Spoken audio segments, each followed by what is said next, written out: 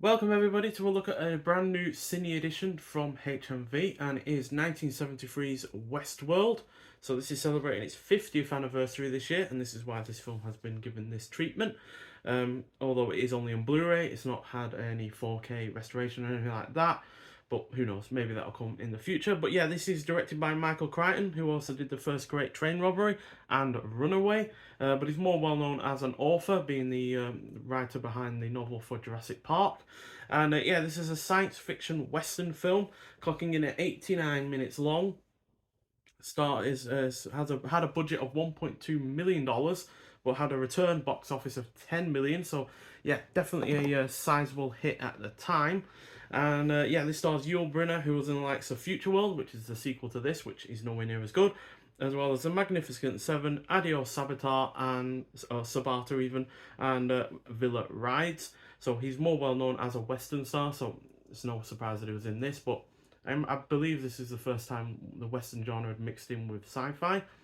And yeah, it also stars James Brolin, who was in the Amityville Horror, Capricorn 1, and Skyjacked. So, in a futuristic resort, wealthy patrons can visit recreations of different time periods and experience their wildest fantasies with lifelike robots.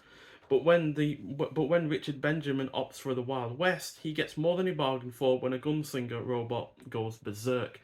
Now, mixing the genres of sci-fi and western perfectly, this is a genuinely entertaining film which has a great premise. It is set up really well, has a good cast, likable characters, features good action.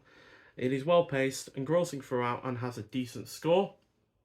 One thing to note is that this was released during the disaster genre craze of the 70s, and this with its setup, the array of characters that introduced one by one, and the ever increasingly serious malfunctions at the amusement park that eventually lead to disaster, which oddly makes it similar to several of those disaster films from the same decade that this was released.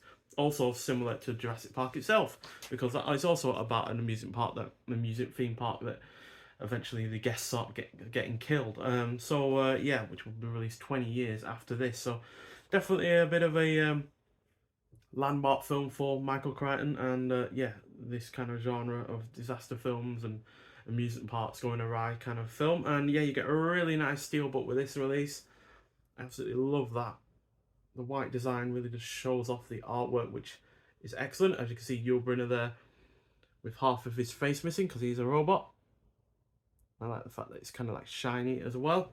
And then that's a reverse, which unfortunately has some of the writing guff on the bottom, but still has the Westworld logo. And then we get the Westworld logo in the inside as well with a Blu-ray. So yeah, really nice steelbook that is. Now that is something we haven't had with other Cine editions that HMV have released. The Mad Max trilogy, those two Jackie Chan films, neither of those had a steelbook. What they did have was art cards and a poster, but this also comes with those. So yeah, this is definitely one of the better Cine editions that we've had from HMV. So this is the map of the park.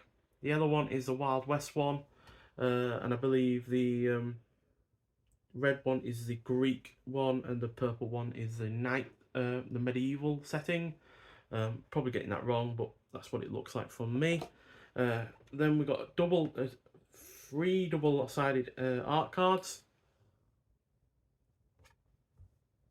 which has scenes from the film itself.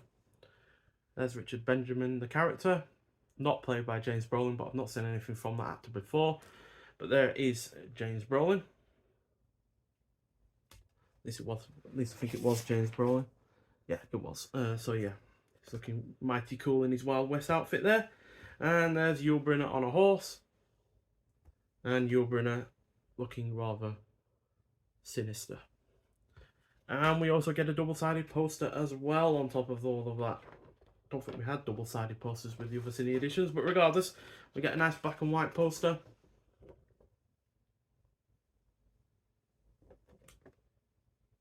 And then we get the a low-res kind of version of another poster as well. You can tell it's low-res because one of the words is kind of missing part of its font, which is a little bit amusing but also disappointing. But still, Yul Brynner looks great as on the poster with the bullet holes and the front of the robot falling off.